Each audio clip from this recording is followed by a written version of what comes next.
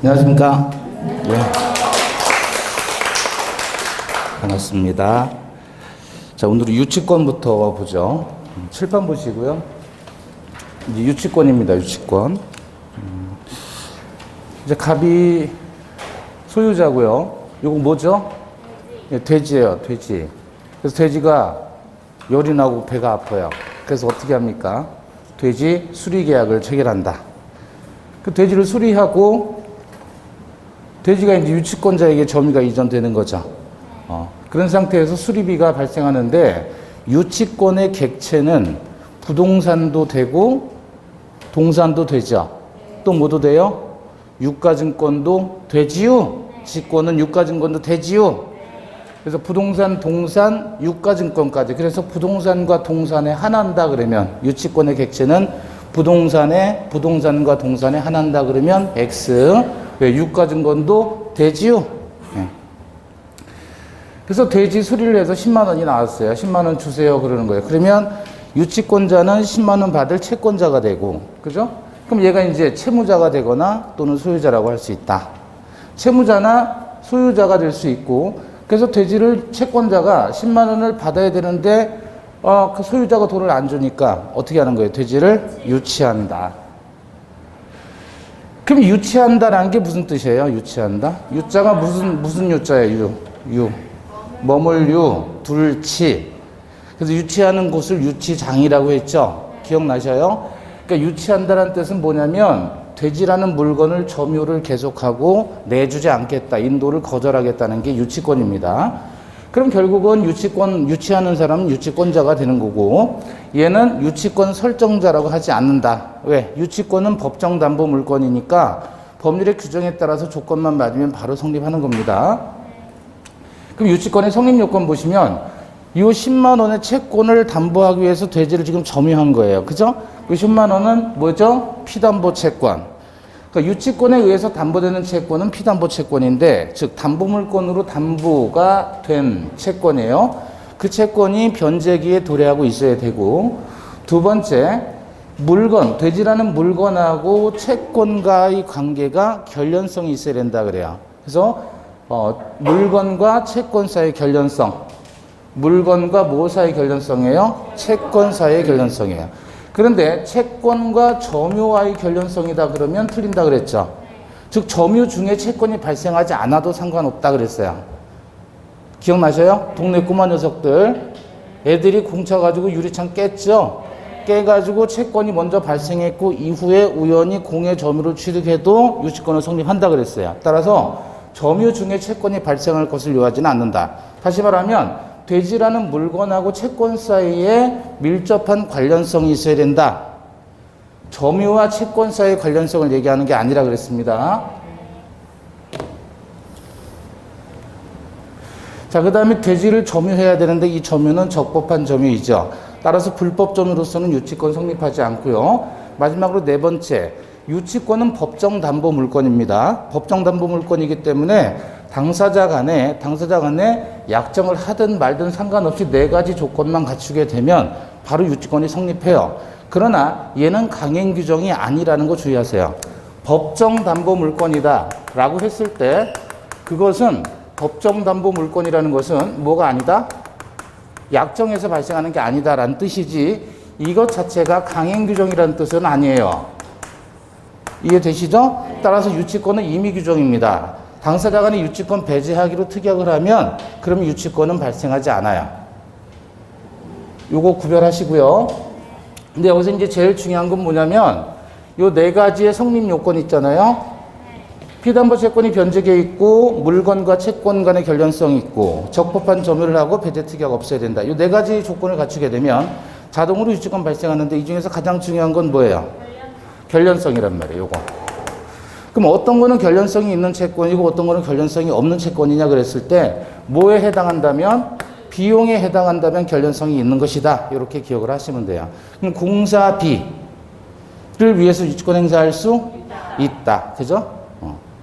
보증금을 위해서 유치권 행사할 수 없다. 권리금을 위해서 유치권 행사할 수 없다. 비용에 해당하는 것이 유치권의 결련성 있는 채권이다. 그렇게 정리를 하십니다. 자, 그 다음에 유치권자의 권리예요. 그럼 유치권자가 돈 받으려고 대리를 점유하는 거잖아요. 그죠? 첫 번째가 뭐예요? 경매권입니다. 경매권. 유치권자는 해당 물건을 경매에 붙일 수가 있어요. 다만 이 경매는 우선 변제를 위한 경매가 아니라 환가를 위한 경매다. 요거 주의하셔요. 그러니까 이 유치권자가 경매를 넣더라도 자기는 배당받지는 못하는 거예요. 그러니까 우선 변제를 위한 경매는 아니고요. 단지 압박 수단으로서의 경매권이다. 왜냐하면 채무자 소유 부동산이 또는 동산이 경매로 넘어가게 되면 헐값에 매각이 되잖아요. 그러니까 자기 재산이 그만큼 깎이는 거니까 돈 갚으라고 압박하는 수단의 형태가 경매다. 주의하실 건 말이에요. 압류의 효력이 발생하기 전에 유치권이 성립했어요. 그러면 경매 절차의 매수인, 경락인에게 대항할 수 있습니다. 근데 압류의 효력이 발생한 이후에 유치권이 성립되잖아요. 이때는 대항할 수가 없다. 경락인에게. 경락인은 유치권자에게 유치권으로 담보된 채무를 변제할 책임이 있다라는 규정이 민사집행법 91조 5항이에요. 그러면 경락인은 유치권자에게 유치권으로 담보된 채무를 변제할 책임이 있다라고 하는 것은 경락인이 유치권자가 경락인에게 내 돈 갚아라라고 변제를 청구할 수 있는 권리를 인정한 것이에요. 그건 아니에요. 변제 청구권을 인정한 것은 아니다라고 했습니다. 다만 유치권이 인수된다라는 뜻이에요.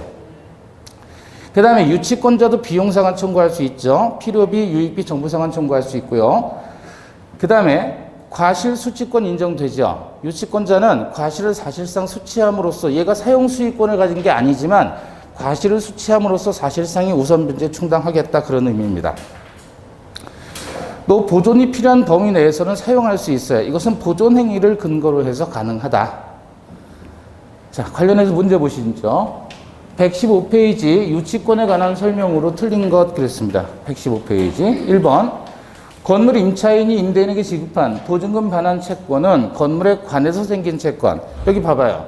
그 물건에 관하여 생긴 채권, 요거를 우리 뭐라고 공부했냐면 결련성이라고 이해를 하는 거예요. 결련성.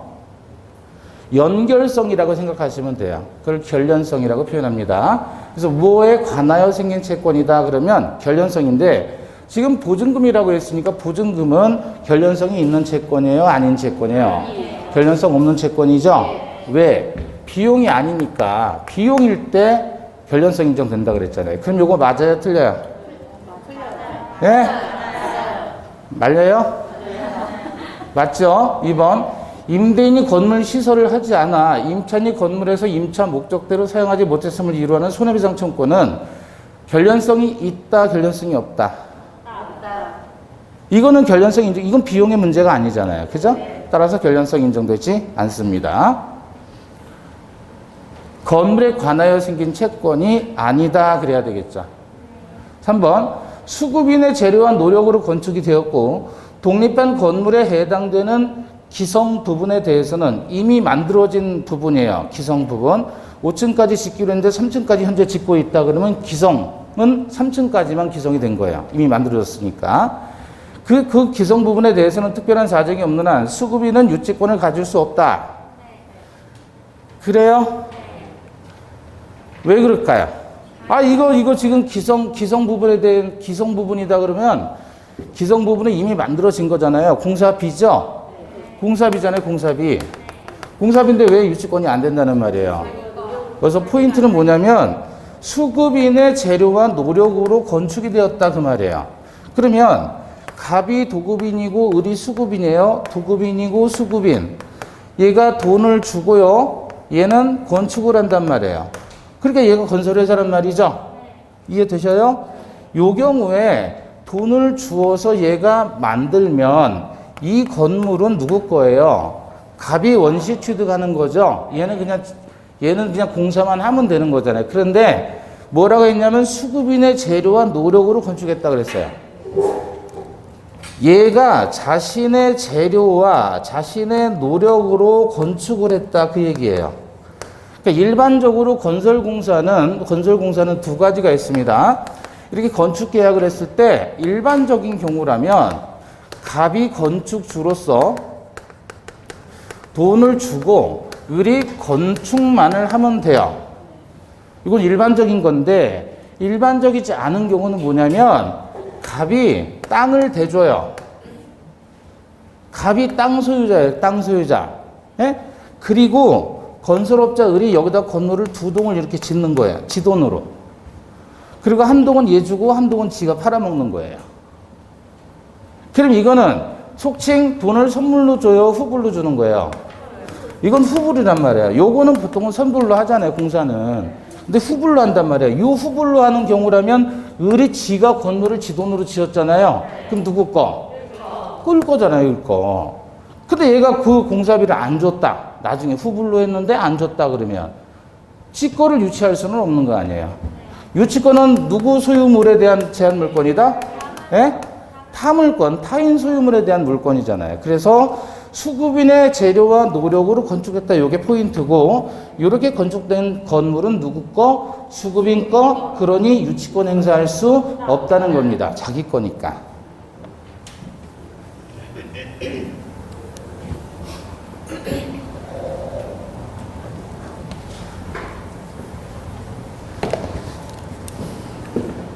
자, 4번. 채권자가 채무자를 직접 점유자로 해서 간접 점유하는 경우에 유치권이 성립하지 않는다.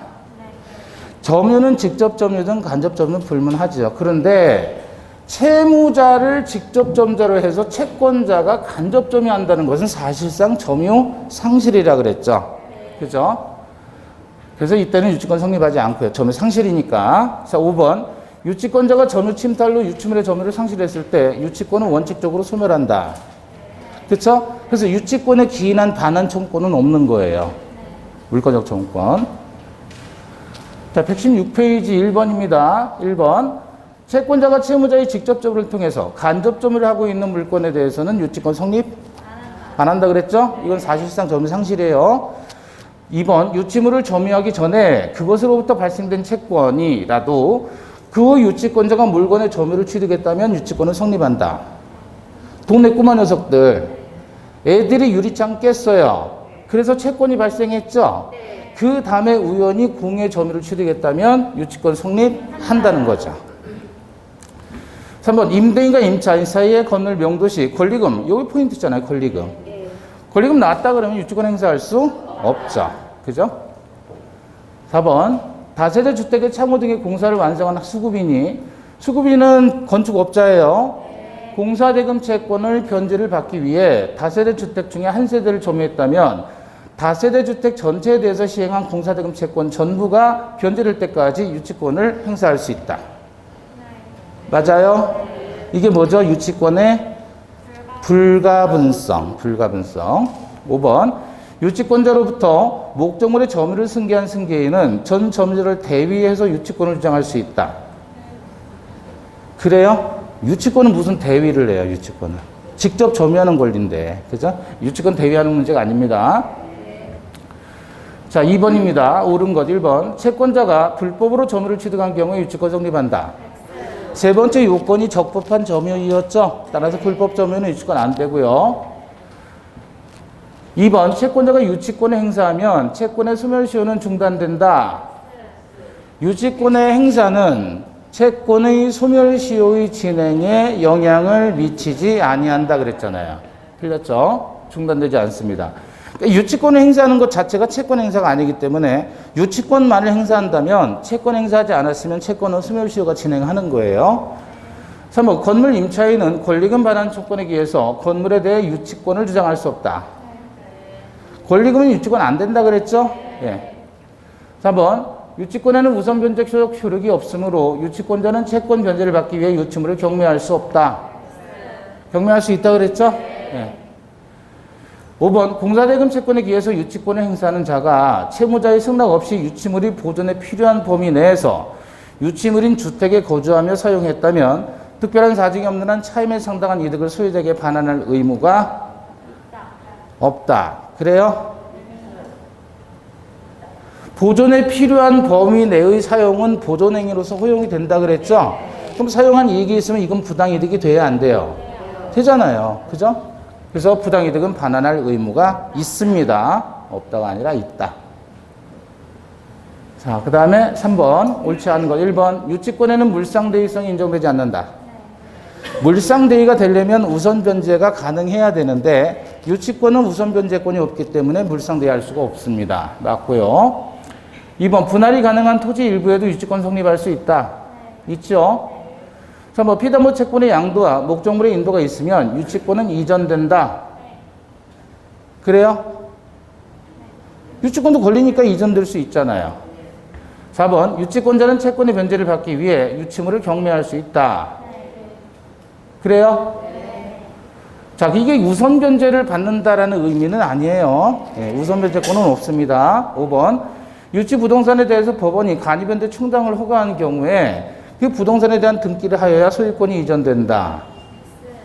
간이변제 충당이란 건 뭐냐면 간편하게 변제에 충당하는 거예요. 다시 말하면 대지를 그냥 유치권자가 소유해 버리는 거예요. 법원에 통지를 해서. 이해되십니까? 그럼 이때는 등기를 해야 되는 게 아니라 법률 규정, 법원에 통지를 해서 법률 규정에 따라서 하는 것이기 때문에 등기 없이입니다. 자, 4번 갑은 자기 소유 토지 위에 건물 신축을 을에게 의뢰했고 공사대금 지급 기일이 경과했는데 공사대금을 지급함이 없이 을에게 건물의 반환을 요구하고 있다. 돈 안 주고 건물 다 내는 거예요. 뻔뻔하죠? 네. 1번 을은 갑이 공사대금을 지급할 때까지 건물을 유치할 수 있다. 그쵸? 대표적인 유치권 사례. 2번 만약 을의 재료와 노력으로 건물을 신축했어요. 그런 경우에 특별한 사정이 없는 한 을은 건물을 유치할 수 없죠. 이건 직업물이니까. 3번 을이 보존행위로서 건물을 사용한다면 을은 갑에 대해서 불법행위에 의한 손해배상 책임을 지지 않는다. 불법행위는 아니죠. 적법한 겁니다. 4번 3의 경우에 을이 얻은 이익은 부당이득이므로 갑에게 반환하여야 한다. 그죠? 5번 을의 과실 없이 건물이 소실되면 을의 권리, 유치권은 갑의 화재보험금 청권에 의해 미친다. 이거 뭐 한다는 거예요? 이거 물상대위가 된다는 거잖아요. 근데 유치권은 우선변제권이 없는 결과 물상대위도 안 되죠. 틀렸습니다. 자, 유치권자의 의무를 보시면 선관주의 의무가 있죠. 선량한 관리자의 주의로서 잘 보관하라는 의무. 두 번째, 유치권은 담보물권이기 때문에 용익물권이 아니에요. 따라 사용 수익하면 안 됩니다. 그래서 사용 금지 의무가 있고, 이러한 의무를 위반하게 되면 어떻게 되죠? 유치권의 소멸 청구가 된다. 다만 보존에 필요한 범위 내의 사용은 사용이 아니다 그랬습니다. 그럼 보존행위고, 유치권은 소멸되는데 물건이 일반의 공통의 원인으로 소멸되죠. 예컨대 혼동을 통해서도 소멸되고, 그죠? 멸실. 자, 다만 유치권의 행사는 채권의 소멸시효의 진행에 영향을 미치지 못한다. 그랬다는 말은 무슨 뜻이에요? 유치권을 행사해도 채권 행사하지 않으면 채권은 소멸시효가 진행된다는 얘기예요. 그러니까 유치권의 행사가 채권의 행사는 아니다. 유치권의 행사에도 피담보 채권의 소멸시효는 진행된다, 안 된다? 진행된다. 아시겠죠? 네. 유치권의 행사가 채권의 행사는 아니기 때문에, 그래서 만약에 유치권의 행사가 채권의 행사라고 하면 채권의 소멸시효는 진행되지 않아요. 소멸시효라는 게 권리자가 권리 행사할 수 있음에도 불구하고 권리 행사를 안 했을 때 소멸시효가 완성되는 거잖아요. 그럼 이거 권리를 채권을 행사해야 되는데 행사하지 않으면 시효가 진행하는 거예요. 그런데 유치권 행사는 채권 행사하고 다른 거라 그랬잖아요. 백날 유치권 행사하더라도 채권 행사 따로 하지 않으면 채권의 소멸시효는 진행하는 겁니다. 타담보 제공으로도 유치권 소멸할 수 있지요. 그래서 유치권자에게 채무자가 아까 돼지 사건에서는 10만 원을 갚아야 되는데 돈이 없더란 말이에요. 그러면 대신 시계 풀어서 질권 설정해주고 유치권 해결할 수 있다. 질권 설정하고 다른 담보를 제공해서 유치권 소멸시킬 수 있다는 뜻입니다. 또 유치권은 점유해 살고 점유해 죽어요. 점유 상실이 되면 유치권은 그대로 소멸하죠. 관련해서 118페이지 5번입니다. 1번 유치권자가 채무자의 승낙 없이 유치물을 사용되어 또는 담보의 제공을 한 경우 채무자는 유치권의 소멸을 청구할 수 있다. 사용금지 의무 위반이죠? 그럼 소멸 청구할 수 있습니다. 2번 유치권의 불가변성은 목적물이 분할 가능하거나 수개의 물건인 경우에도 인정된다. 맞죠?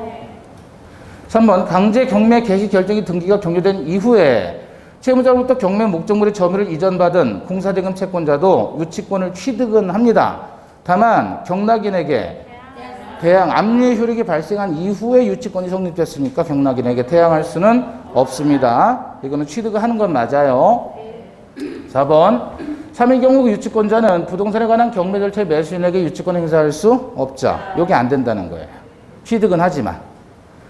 5번 임대차 종료 후 법원이 임차인의 유익비 상환 청구권의 유예 기간을 인정한 경우 임차인은 그 기간 내에 유익비 상환 청구권을 담보하기 위해 임차 목적물을 유치할 수 없다. 그쵸? 상당한 상환 기간을 유예를 했으면 피담보 채권이 변제에 이르지 않게 되는 겁니다. 6번 1번 유치권의 발생 후 유치물의 소유자가 변동한 경우 유치권은 소멸하지 않는다. 소유자 변동이 유치권 소멸 원인은 아니죠. 예. 2번 유치권자가 선량한 관리로서의 주의 의무를 위반한 때에 유치물의 소유자는 유치권에 소멸 청구할 수 있다. 그렇죠? 3번 공사대금 채권에 기해서 유치권을 행사하는 자가 스스로 유치물인 주택에 거주하며 사용하는 것은 특별한 사정이 없는 한 보존에 필요한 사용이라 할 수 있다. 그죠? 이게 보존행위로 인정해준다. 그런 얘기예요. 4번 유치권자가 보존에 필요한 사용을 하는 경우에도 특별한 사정이 없는 한 차임에 상당한 이득을 소유자에게 반환할 의무가 있지요.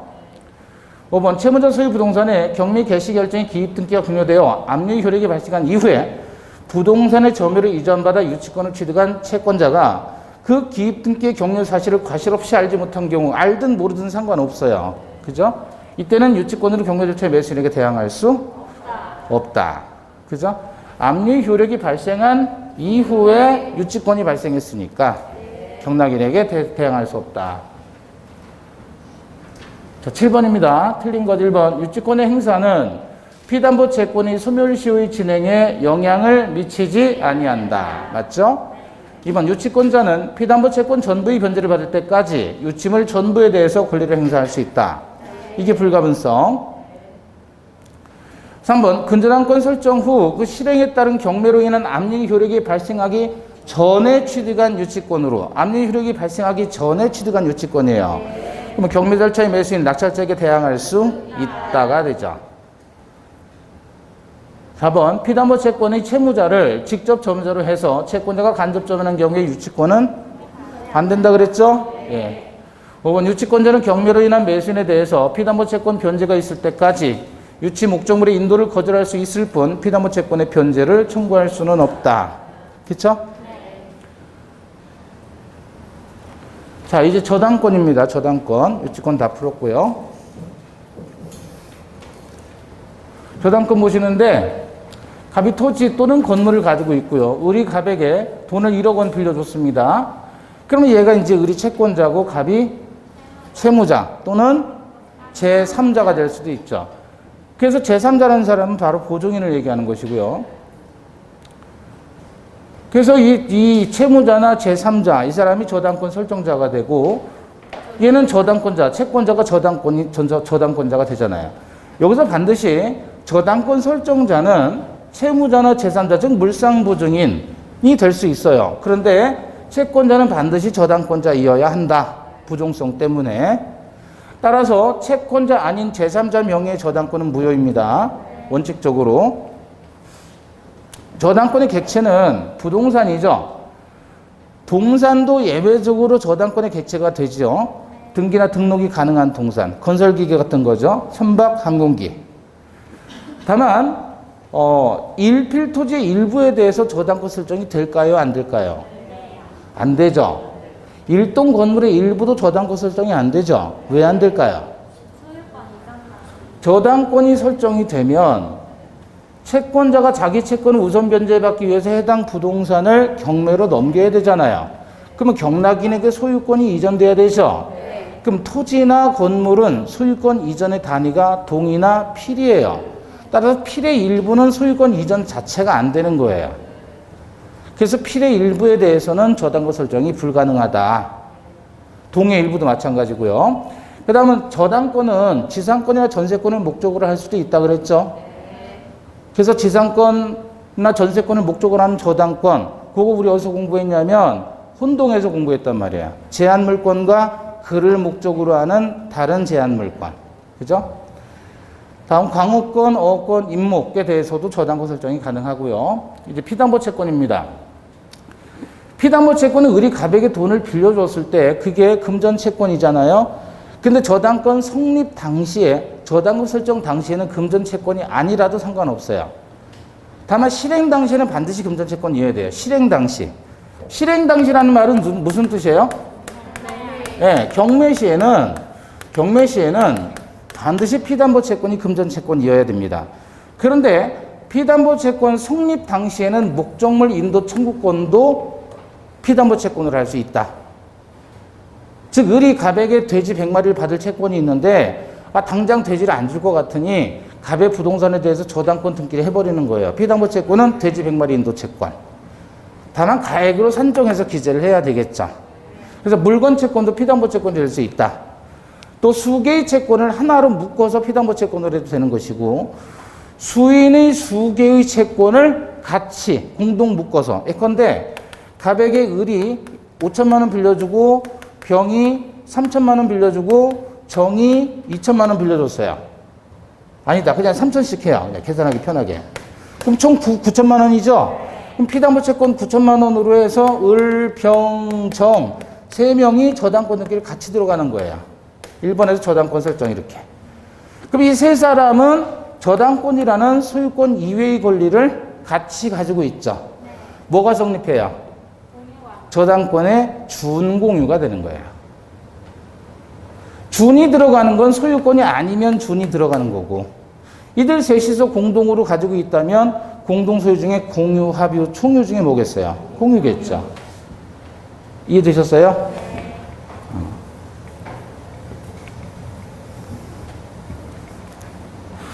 자, 채권의 일부가 무효라고 하면 나머지 채권 전부 다 무효가 되느냐? 아까 우리 을병정의 채권이 그중에 을의 채권이 무효라면 병정의 채권도 같이 따라서 무효가 되는 건 아니죠. 그 부분만 무효다. 지금 현재는 채권이 없어도 돼요. 장래에 발생할 채권을 위해서도 저당권 성립할 수 있다. 당장 성립 당시에는 따라서 금전 채권이 아니라도 되고 장래의 채권이라도 상관없다. 다만 실행 당시에는 반드시 금전 채권으로 돼 있어야 된다. 그겁니다. 자, 관련해서 123페이지 8번입니다. 옳은 것은 기억, 저당권은 그 설정이 있어 부동산의 인도는 요구되지 않는다. 당사자 간의 설정 계약만 하면 되지 부동산 인도는 요구되지 않죠. 처음에는 설정자가 하는 겁니다. 맞습니다. B는 저당권은 피담보 채권 전부를 변제받을 때까지 목적물 전부에 대해서 권리를 행사할 수 있다. 그렇죠? 불가변성. D가 저당권은 담보물의 보존 비용이나 담보물 하자로 인한 손해배상 청구권을 담보한다. 그래요?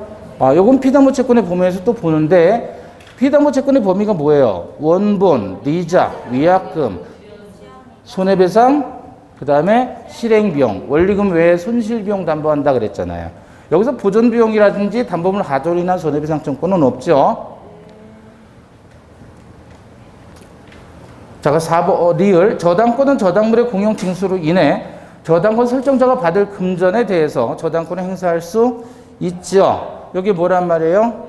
물상대위를 얘기하죠. 물상대위. 자, 120페이지 1번입니다. 성립에 관한 설명 중에 틀린 것 1번. 저당권 설정자는 피담보 채권의 채무자 이외에 제3자도 될 수 있다. 그 사람을 우리는 물상부증인이라고 하죠. 2번, 지역권은 저당권의 객체가 될 수 없지요. 지역권은 안 되고 전세권이나 지상권이 저당권의 객체가 되죠. 3번, 일정한 경우에는 채권자 아닌 제3자 명의 저당권 등기도 유효하다. 일정한 경우에. 원칙은 채권자 아닌 제3자 명의 등기는 무효라 그랬죠. 그러나 3자 합의가 있고 실질적으로 채권이 제3자에게 귀속이 될 수 있다면 제3자의 명의로의 저당권 등기도 유효합니다. 4번, 저당권 설정 계약에는 조건을 붙이지 못한다. 아니죠? 조건 못 붙일 이유가 없죠. 조건을 못 붙이는 것은 어떤 거예요? 조건과 친하지 않은 거, 단독행위, 신분행위, 그죠? 그런 것들은 조건을 붙일 수 없는 건데 이거는 따로 그럴 필요가 없죠. 5번, 일필지 일부에 대해서 저당권을 설정할 수 없다. 그죠? 소유권 이전이 안 되니까. 예. 자, 저당권의 성립과 효력입니다. 저당권은 법률행위나 법률의 규정을 통해 성립할 수 있고요. 법률행위는 당시 당사자 간의 설정계약 플러스 등기를 해야 되죠. 186조에 따라서. 이때 등기는 물권 변동의 효력 발생 요건일 뿐 뭐는 아니다. 존속 요건은 아니다. 이거 많이 나오는 거죠. 등기는 물권 변동할 때 효력이 발생하는 요건이지 존속 요건은 아니에요. 그러면 저당권의 등기가 불법으로 말소됐다면 저당권은 소멸해요? 소멸하지 않아요? 소멸하지 않는다. 그 판례가 바로 존속 요건이 아니라는 판례예요. 저당권 등기가 불법으로 말소되면 저당권 소멸하지 않는 겁니다. 등기가 불법으로 말소됐을 뿐이지 권리는 그대로 있는 거예요. 따라서 존속 요건은 아니다. 같은 판례입니다. 효력에서 피담보 채권의 범위와 목적물의 효력이 미치는 범위 두 가지로 나누어서 자, 피담보 채권의 범위는 저당권 성립 당시에 피담보 채권이 성립 당시에 원본액이 있겠죠. 그 다음에 그 원본에 대한 이자가 있다. 그럼 기간 만료 시 변제기가 됐을 때 돈을 갚아야 되는데 안 갚더라. 그럼 계약 위반이죠. 위약금.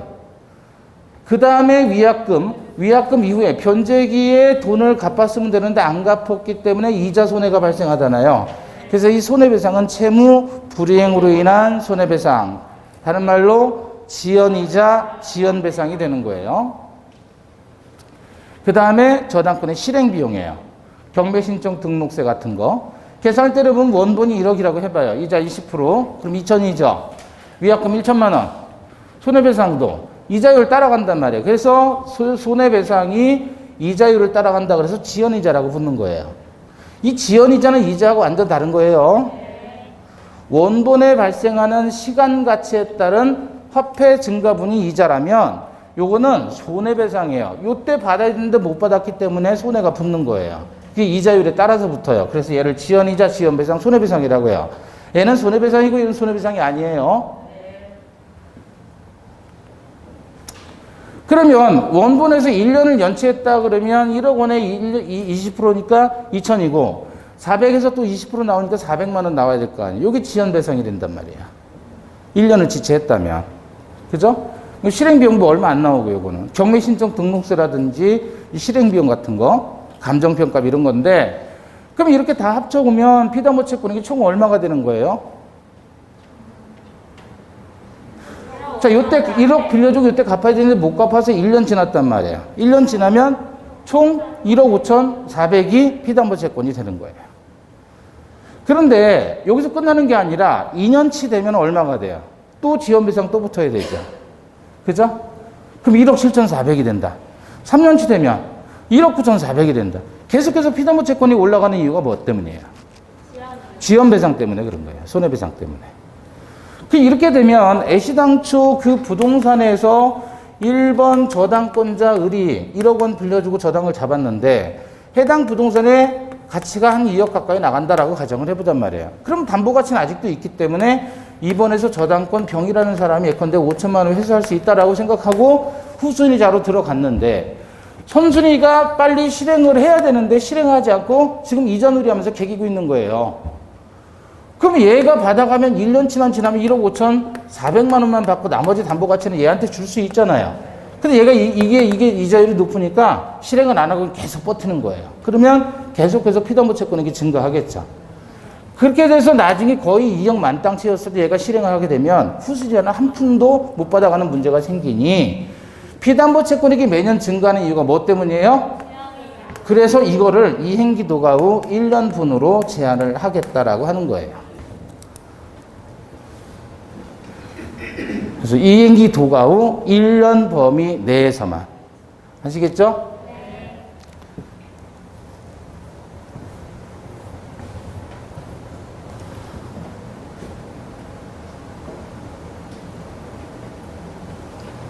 지금 동그라미 친 거 보이세요? 네. 파란색인데 잘 안 보이죠? 그래서 요 피담보 채권의 범위를 어떻게 암기하자 그랬어요? 원리금 외에도 손실비용을 담보한다. 원리금 외에도 손실비용을 담보한다. 그죠? 그리고 원본액은 필요적 기재사항이다 그래요. 필요적 기재사항. 근데 리자하고 위약금은 임의적 기재사항이에요. 그 다음에 손해배상하고 실행비용은 등기 없이 담보한다. 그래서 우리 어떻게 암기했었냐면 원본, 리자, 위약금, 손해배상, 실행비용. 그래서 1, 2, 2 그랬죠. 1, 2, 2. 원본액은 필요적 기재사항 반드시 등기해야 되고, 리자, 위약금은 임의적 기재사항이니까 등기해야 담보되는 것이고, 요거는 두 개. 손해배상, 실행비용은 등기 없이 담보된다. 원, 리, 위, 손, 실비용 1, 2, 2. 예? 1, 2, 2. 되죠? 그 중에서 뭐가 1년분? 요거가 1년분이래요, 요거. 요거예요, 요거. 요게 1년분이에요. 손해배상. 자, 그 다음에 저당권의 효력이 목적물에 미치는 범위입니다. 기본적으로 부합물과 종물의 저당권의 효력이 미칩니다. 부합물과 종물의 저당권의 효력이 미친다. 갑소유 토지예요. 그럼 뭐죠? 주유소에 지금 주유기가 있어요. 요건 신형주유기고 요건 구주유기예요. 구형 주유기. 신형주유기고. 그 옆에 세차장 건물이 있어요. 그리고 요건 이제 건물이에요. 건물. 사무실. 자, A 소유 건물이에요. 그러면 토지 소유자가 갑인데 A가 건물의 소유자가 되니까 이 토지 소유자는 땅을 이용할 수 있는 권리가 있어야 되겠죠? 그래서 지상권이나 또는 임차권을 취득해서 A가 건물을 소유하고 있는 겁니다. 토지에 대한 지상권이나 임차권. 자, 이랬을 때 요거는 저당권 설정 전에 원래 있었던 주유기예요. 그럼 주유소의 주유기는 주유소의 무슨 물? 종물이잖아요, 종물. 요걸 뭐라 그러죠, 요거를? 주유소의 캐노피라고 하잖아요. 주유소 가면 요렇게 생긴 거 있잖아요. 요렇게 생긴 거. 요걸 캐노피라 그래. 캐노피는 천장이란 뜻이에요, 영어로.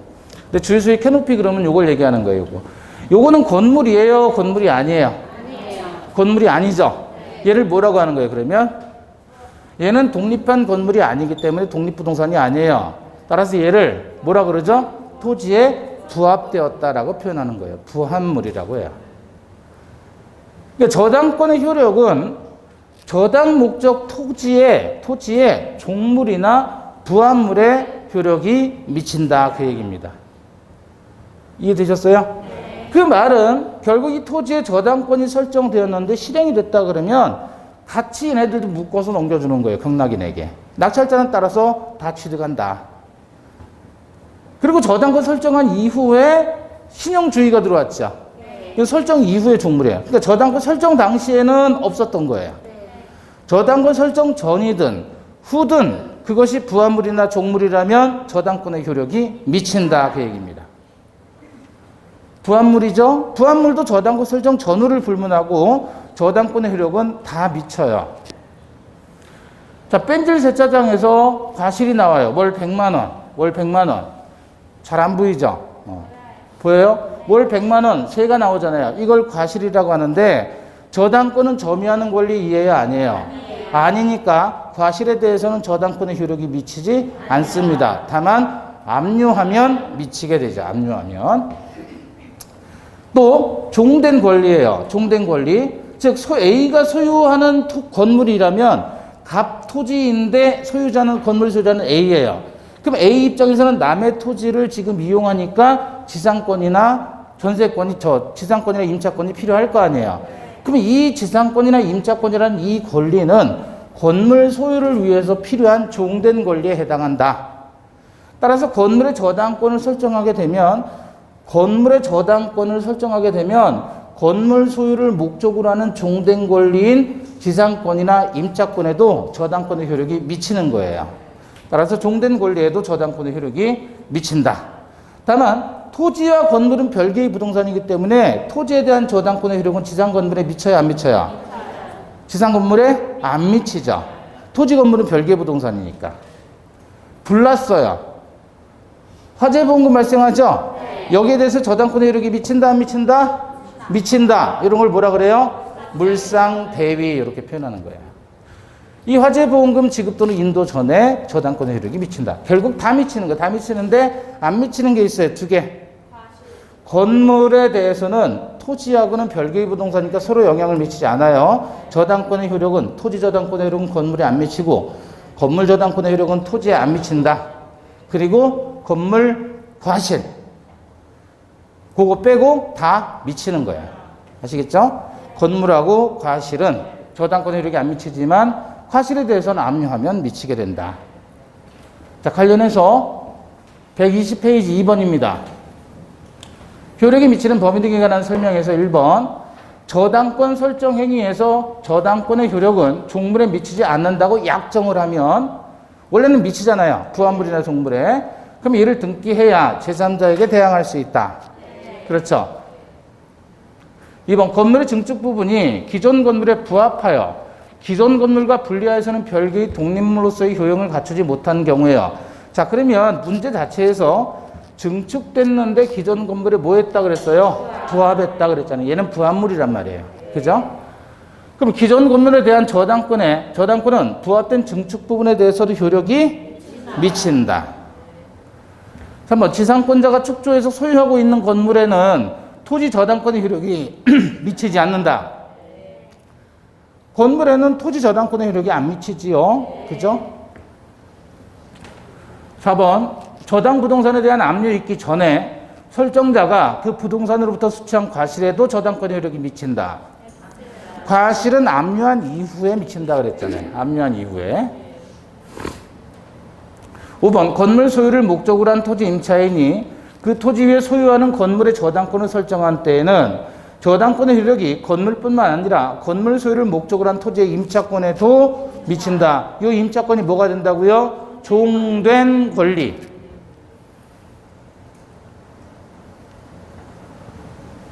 121페이지 3번입니다. 1번 저당권 설정 후 저당 부동산에 부합된 물건에 대해서도 특별한 사당이 없는 한 부합물이잖아요. 저당권의 효력이 미친다. 2번 저당 목적물이 제3자에게 양도된 후 저당권자가 저당 목적물을 압류하면 그 목적물의 과실에 관해서 그 제3취득자에게 대항할 수 있다. 그래요? 그래요? 저당 목적물을 압류하면 바로 대항할 수 있는 게 아니라 압류한 사실을 통지해야 됩니다. 통지해야. 압류 사실을 통지를 해줘야 그 사람이 알게 되고 자기가 과실취득 못한다는 걸 알게 되잖아요. 그러니까 통지를 해야만 대항할 수 있습니다. 단지 압류하면 무조건 되는 게 아니라. 저당 소유자가 똑같으면 설정자가 똑같으면 상관이 없어요. 압류만 하면 되는데 제3자에게 지금 양도가 됐잖아요. 그러니까 제3자는 알 수가 없으니까 압류 사실을 통지해야 된다. 3번 저당 목적물의 소실로 저당권 설정자가 취득하게 된 화재보험금 지급 청구에 대해서 저당권자가 물상 대위권을 행사할 수 있다. 그쵸? 물상 대위는 되는 것이에요. 4번 설정자로부터 저당 토지에 대해 용의권을 설정받은 자가 지상의 건물을 신축한 후 설정자에게 건물의 소유권을 이전한 경우 저당권자는 토지와 건물에 대해서 일괄 경매를 청구할 수 있다. 요건 일괄 경매에서 또 다시 얘기할 건데 포인트는 뭐냐면 저당권 설정자를 A라고 해보잔 말이에요. 근데 A로부터 토지에 대한 용의권, 예컨대 지상권을 취득한 사람 B란 말이에요. 이 자가 지상의 건물을 신축했단 말이죠. 그럼 건물은 B 거예요. 그죠? 근데 그 후 다시 설정자 A에게 건물의 소유권을 이전을 한 거예요. 그럼 결국은 저당권 실행 당시에 저당권 설정자가 지상 건물을 소유하고 있는 경우에 해당하니까 일괄 경매가 되는 거예요. 해당 부분에서 다시 설명을 하고요. 5번 후순위 저당권자가 저당 부동산에 대해 경매를 신청한 경우 선순위 근저당권의 피담보 채권의 확정 시점은 언제예요? 매각대금 완납시. 이것도 근저당 파트에서 다시 설명을 합니다. 119페이지 문제입니다. 1번 저당 부동산에 대한 압류 후에는 저당권 설정자의 저당 부동산에 관한 차임 채권에도 저당권의 효력이 미친다. 압류 후에는 과실에 대해서 효력이 미치죠. 2번 저당 목적물의 변형물에 대해서 이미 제3자가 압류하였더라도 저당권자가 스스로 이를 압류하지 않으면 물상대위권을 행사할 수 없다. 압류는 누가 해도 상관없죠. 압류를 하는 목적은 잡아두는 거예요. 잡아두는 거. 저당권자가 잡아두든 다른 사람하고는 상관없죠. 3번 저당권은 그 담보한 채권과 분리해서 타인에게 양도하거나 다른 채권에 담보로 하지 못한다. 그죠? 피담보 채권과 같이 움직입니다. 4번 저당권의 효력은 원칙적으로 저당부동산에 부합된 물건에 미치죠. 5번 저당부동산에 대해서 지상권을 취득한 제3자는 저당권자에게 부동산으로 담보된 채권을 변제하고 저당권 소멸을 청구할 수 있다. 저당부동산의 제3 취득자는 대의 변제할 수 있단 말이죠. 이것도 뒤에 가서 또 나옵니다. 자, 저당권과 용의권과의 관계인데 7번 보시면 경매가 되면 모든 저당권은 전부 소멸하는 거예요. 모든 저당권은 소멸하는데 그 중에서 말소 기준 권리를 찾아야 된다 그랬죠. 그 말소 기준이 되는 권리는 최선순위 저당권이에요. 그래서 얘 기준으로 해서 후순위 용의권은 전부 소멸한다. 이걸 소재주의라고 하죠. 자, 시가가 5억짜리 부동산이고 경락대금 3억 나왔어요. 자, 등기상으로 보니까 전세권이 있고요. 그 다음에 저당권, 전세권, 다시 5번 저당권 이렇게 있고요. 이건 뭐냐면 갑과 을 사이에 임차인 들어가 있는 거예요. 그럼 임차인 A, 임차인 B, 임차인 C. 그런데 얘는 확정일자 플러스 대항력이 있고요. 얘는 대항력만 있어요. 얘는 확정일자가 없어요. 확정일자가 없으면 어떻게 돼, 얘들은? 우선변제권이 없다는 얘기예요. 여기는 확정일자가 있으니까 얘는 우선변제권이 있는 거예요. 그러니까 배당에 참여할 수 있는 사람이고요. 얘들은 배당에 참여 못해요. 물론 최우선 변제는 가능하겠죠. 자, 그런데 이 상태에서 무라는 사람이 얘가 경매를 신청한 거예요. 실행한 거예요. 그럼 누가 경매를 신청하든지 간에 항상 결과는 같다 그랬죠. 저당권 어떻게 된다고요? 일단 소멸한다 그랬죠. 그럼 얘 소멸하고 또 얘 소멸하고 또 얘 소멸하고 그 서의 세 개가 소멸하는데 소멸되는 것 중에 제일 빠른 게 뭐예요? 2번이죠. 얘가 말소 기준이에요. 그래서 2번 저당권 기준으로 전부 소멸한다. 그럼 임차권도 마찬가지예요. 임차권도. 얘 기준으로 해서 밑으로는 전부 소멸하는 거예요. 근데 얘는 확정일자 받았으니까 얘는 우선변제권이 있죠. 얘들은 우선변제권이 없는 거예요. 그냥 쫓겨나는 거예요. 결국 경매가 실행됐을 때 소멸하느냐 아니면 그대로 살고 존속하느냐 그거는 최선순위 저당권이 기준이 된다. 그래서 얘가 말소 기준이라고 하는 것이고 얘 기준으로 대항력을 갖추었다라는 말은 얘 밑에는 얘한테는 얘 기준으로는 경락인에 대항하지 못한다는 얘기예요. 이해되셨어요? 대항 요건을 갖추더라도 말소 기준 권리 밑으로 가는 대항력이라면 경락인에게 대항할 수가 없어요. 쫓겨나는 사람들이야. 못 사는 거예요. 얘는 살 수 있어요. 계속. 말소 기준 권리보다 먼저니까. 다만 이 경우에 얘가 스스로 배당에 참여해도 돼요. 그러면 쫓겨나는 거예요. 스스로 나간다는 거니까. 나는 그냥 그 집에서 살래 그러면 있으면 되고 다만 나도 그냥 돈 받고 나갈래 그러면 배당 받으면 되는 거예요. 그럼 얘도 마찬가지예요. 얘가 그냥 얘 입장에서 나 그냥 여기서 살기 싫어 라고 하면 지가 경매 실행해도 되는 거고. 그죠? 그럼 얘는 소멸하는 거예요. 그럼 얘가 말소 기준이 되는 거예요. 그럼 얘 다 소멸하는 거죠. 결국 전세권자는 선택할 수 있어요. 임차인도 마찬가지 말소 기준 권리보다 먼저 있는 임차인은 선택할 수 있다. 그냥 살아도 되고 싫으면 나간다고 하면서 돈 받아내도 되고. 이 전세권자는 어떻게 한다고요? 전세권자하고 임차인은 그대로 인수된다. 이렇게 문제 보겠습니다.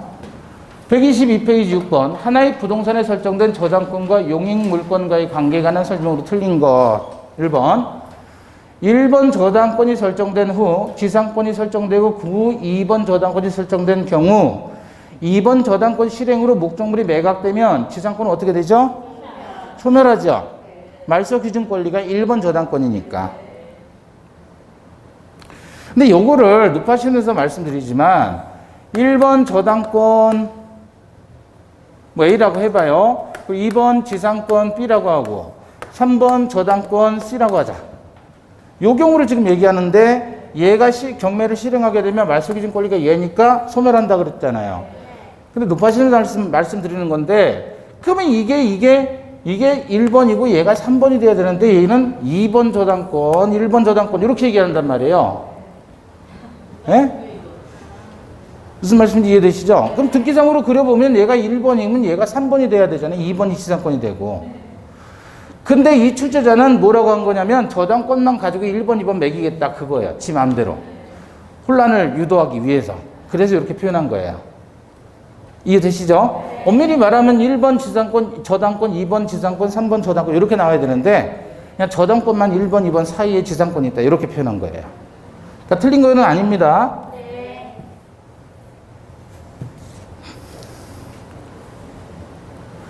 그 지상권은 소멸해야죠. 2번 전세권이 전세권이 저당권보다 먼저 설정됐어요.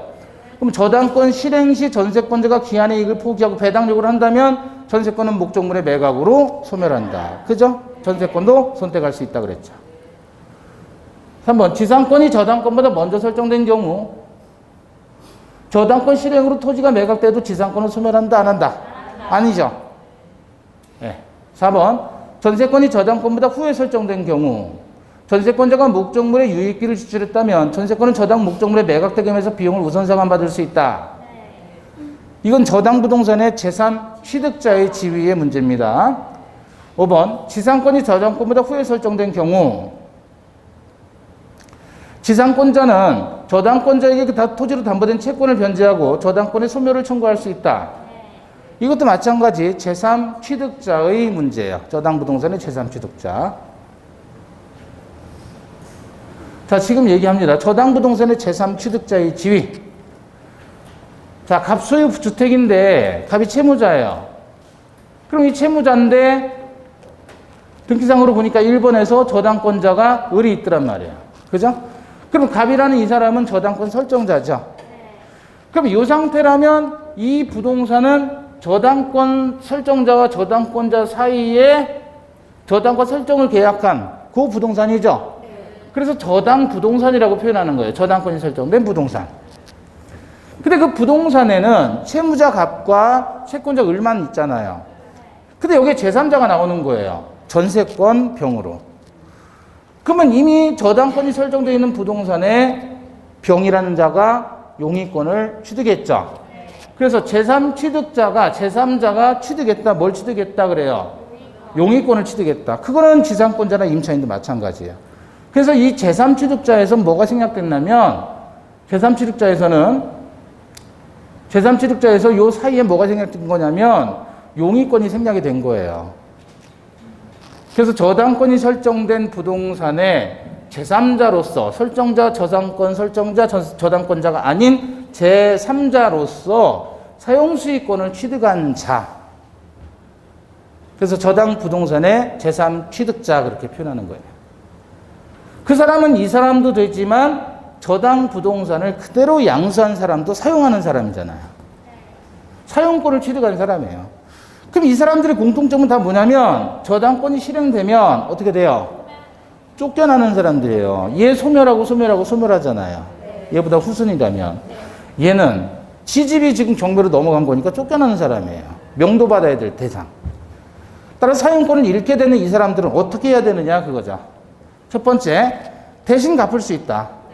을이라는 저당권자가 자기 채권에서 못하니까 경매 실행하는 거잖아요. 그러면 대신 갚아주면 된다. 두 번째, 요거는 변제기 도래 후에 대신 갚아줄 수 있다. 경매인이 될 수 있다 그랬어요. 이 사람들은 다 뭐 하는 사람이에요? 사용하는 사람이죠? 근데 저당권이 실행되면 쫓겨나야 되잖아요. 그럼 지가 가서 낙찰받을 수 있다라는 뜻이에요. 사다라는 뜻이에요. 세 번째, 이들이 비용을 냈다면 비용 상환 청구권을 행사할 수 있고 그 비용을 우선 상환 받을 수 있다. 만약에 비용을 안 준다라고 하면 어떻게 해요? 유치권으로 주장한다. 자, 관련해서 일괄 경매권인데 이거 잠시 쉬었다가 보도록 하겠습니다.